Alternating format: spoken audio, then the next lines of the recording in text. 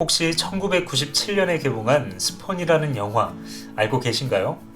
스폰은 비록 상업적인 성공은 거두지 못했지만 괴기스러운 분위기와 광대의 모습을 하고 있는 악마, 그리고 히어로의 망토가 이렇게 멋있을 수도 있다는 것을 관객들에게 보여줌으로써 몇몇의 컬트적인 팬층을 형성했던 영화입니다. 하지만 국내에는 스폰에 대한 인지도가 낮아서 그런지 이 영화의 원작이 만화책이었다는 사실과 마블과 DC도 아닌 이름도 생소한 이미지 코믹스에서 창조한 캐릭터라는 것을 아는 사람은 거의 없는 실정이죠. 그래서 준비했습니다.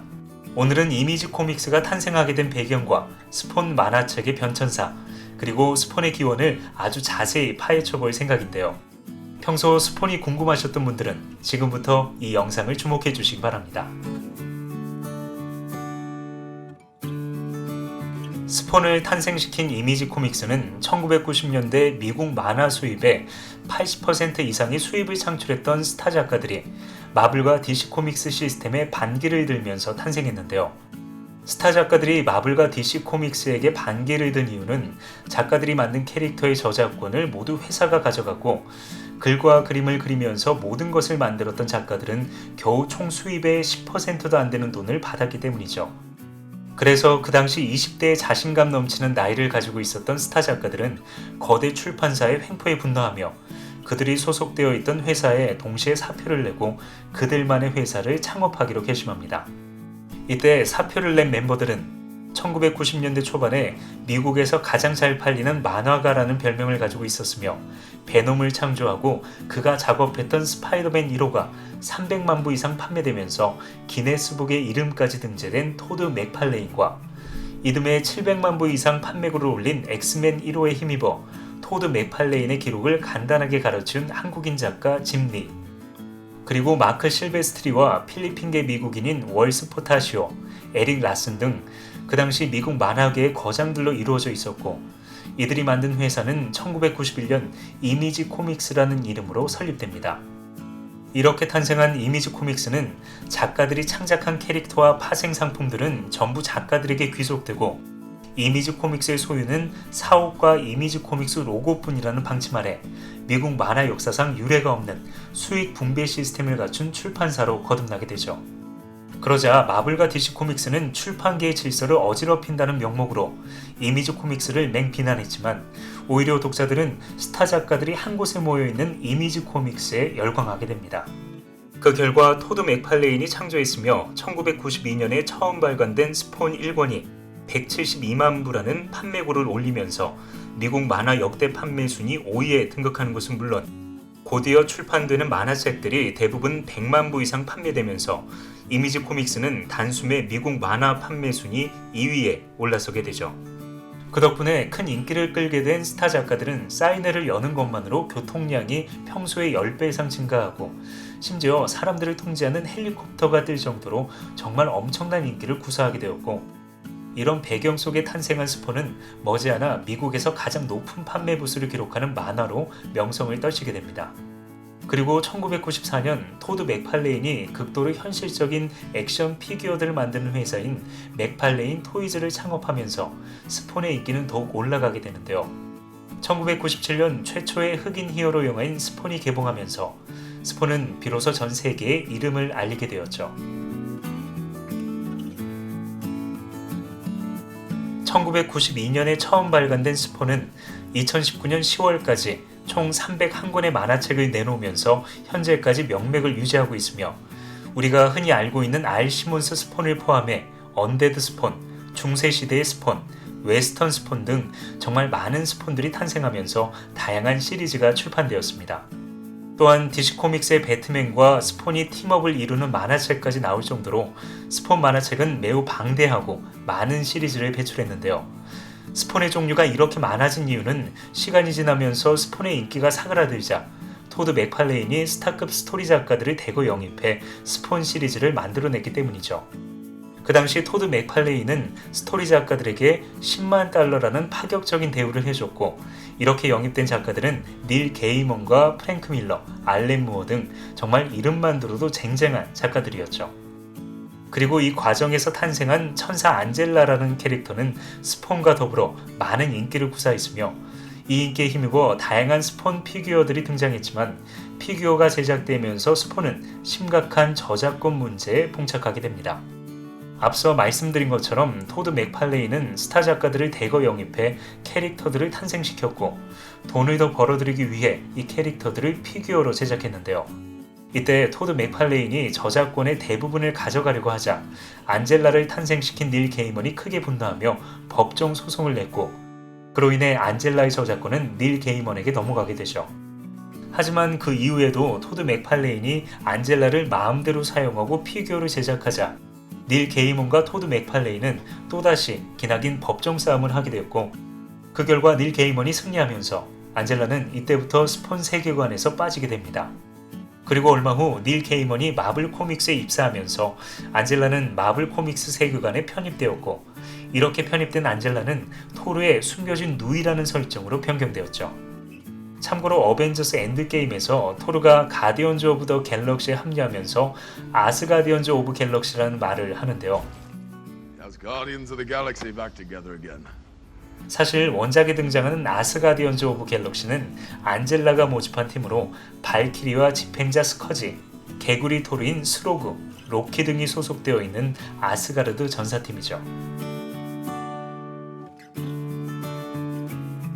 뛰어난 지능과 강력한 육체를 가지고 태어난 알 시몬스는 미 해병대 입대에 빠르게 진급하면서 머지않아 대통령을 경호하는 엘리트 집단의 일원이 됩니다.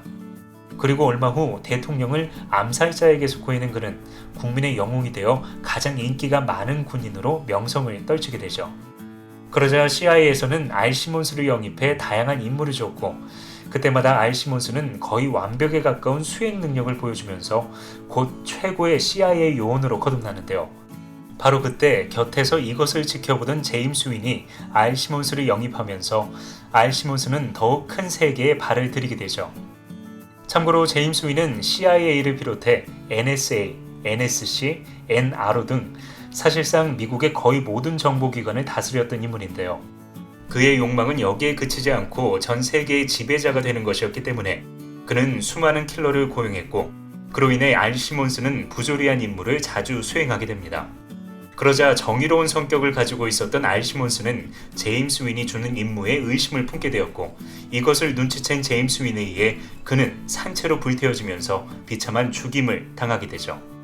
그렇게 죽임을 당한 알 시몬스는 대통령을 구한 영웅의 대접을 받으면서 성대한 장례식을 치르는데요.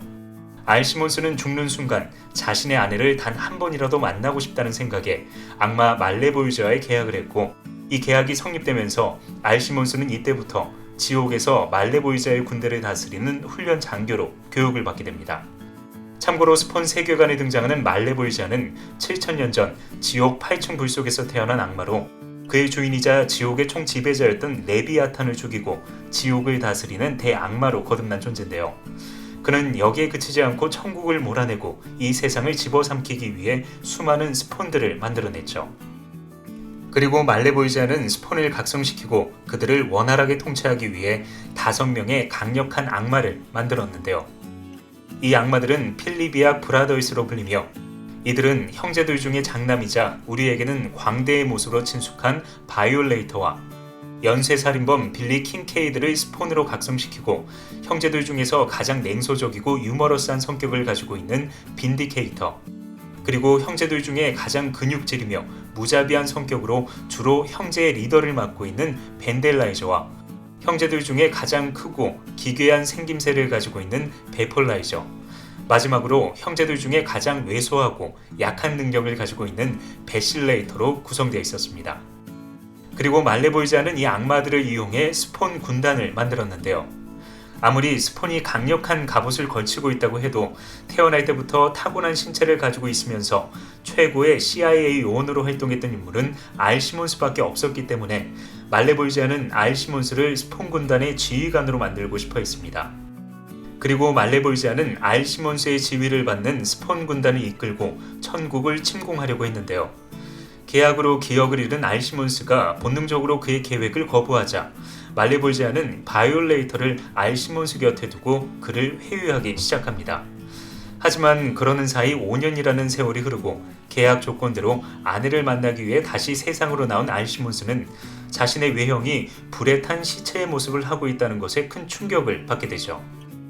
그리고 사라진 기억을 찾아 헤매던 알 시몬스는 인간으로 변하는 능력을 마침내 깨우치면서 사랑하는 아내를 만나러 가는데요. 충격적이게도 그의 아내는 이미 자신과 가장 친한 친구였던 테리 피츠제랄드와 결혼해서 자신은 평생 가지지 못했던 아이를 낳고 행복하게 살고 있었죠. 그러자 알 시몬스는 그녀의 행복을 빌어주며 그가 세상에서 하지 못했던 마지막 임무를 수행합니다. 그 임무는 자신을 죽음으로 몰아넣었던 제임스 윈에게 복수하는 것. 하지만 이 과정에서 자신을 아무런 거리낌 없이 받아주는 노숙자들과 친해지면서 이때부터 알 시몬스는 노숙자들을 지키는 든든한 수호자가 되는데요. 이때 알 시몬스는 자신의 스승이 되는 존재인 니콜라스 코글리스트로를 만나면서 인생의 새로운 전환점을 맞이하게 되죠. 참고로 니콜라스 코글리스트로는 최초의 스폰이자 고대 현자로 불렸던 인물로 인간의 역사와 함께하면서 인간들을 도왔던 불멸의 존재입니다. 그리고 그는 역사 속에 존재했던 스폰들을 찾아다니면서 그들에게 스폰의 힘을 알려주고 말레보이자에게 대항할 수 있는 전사가 될 수 있도록 힘껏 도왔는데요. 매번 계획이 실패로 돌아가자 크게 낙담한 그는 세상을 방황하며 살아가게 됩니다. 그러던 중 새롭게 탄생한 스폰이자 자신과 비슷한 정신력을 가지고 있던 알 시몬스를 만나면서 새로운 희망이 생긴 그는 이때부터 알 시몬스의 스승을 자처하게 되죠. 그리고 니콜라스 코글리스트로의 도움으로 스폰의 힘을 깨닫게 된 알 시몬스는 말레보이자의 명령을 거부하고 세상에 기거하면서 다크 히어로의 삶을 살아가게 됩니다. 그러자 분노한 말레보이자가 바이올레이터를 보내 알 시몬스를 타락시키려고 했고 이 과정에서 악마들의 추격을 받게 된 알 시몬스는 악마들과 싸우면서 천사 안젤라와 다양한 천사들을 만나게 되는데요. 이미 선도 아니고 악도 아닌 존재가 되어버린 그는 어느 한쪽의 편에 서지 못한 채 이때부터 악마와 천사들에게 쫓기는 신세가 되죠. 그리고 알 시몬스가 입고 있는 갑옷은 그에게 엄청난 힘을 부여하지만 에너지가 떨어지면 강제로 지옥으로 소환되는 특징을 가지고 있었기 때문에 그때마다 알 시몬스는 다양한 방법으로 갑옷을 충전해 왔는데요. 얼마 후 그는 말레보이자를 물리치고 지옥의 지배자로 군림하게 되며 곧이어 우주급 힘을 가지고 있는 오메가 스폰을 거쳐 우주 그 자체가 되는 존재인 코스믹 스폰, 이미지 코믹스 세계관의 1인자이자 전지전능한 능력을 가지고 있는 맨 오브 미라클의 힘을 받으면서 탄생한 갓 스폰 등으로 거듭나게 됩니다. 특히 갓 스폰은 준전능한 존재로 알려져 있기 때문에 아직까지도 전 세계 사람들은 스폰과 다른 캐릭터들을 대입하면서 그의 전투력을 측정하고 있으며 그로 인해 스폰의 인기는 날이 갈수록 올라가고 있죠. 그리고 영화 리부트 소식이 간간히 들려오면서 스폰은 다시 세상으로 나올 준비를 하고 있는데요. 과연 스폰은 마블과 DC 코믹스 히어로들처럼 자신만의 유니버스를 구축할 수 있을까요? 지금까지 스폰이 탄생하게 된 배경과 스폰 만화책의 변천사 그리고 알 시몬스의 기원을 살펴봤는데요. 다음 시간에는 스폰의 능력을 아주 자세히 파헤쳐볼 생각입니다. 오늘 영상이 재미있었다면 다음 영상도 기대해 주시기 바랍니다. 지금까지 히파랄츠였습니다. 재미있게 보셨다면 좋아요, 구독 부탁드립니다.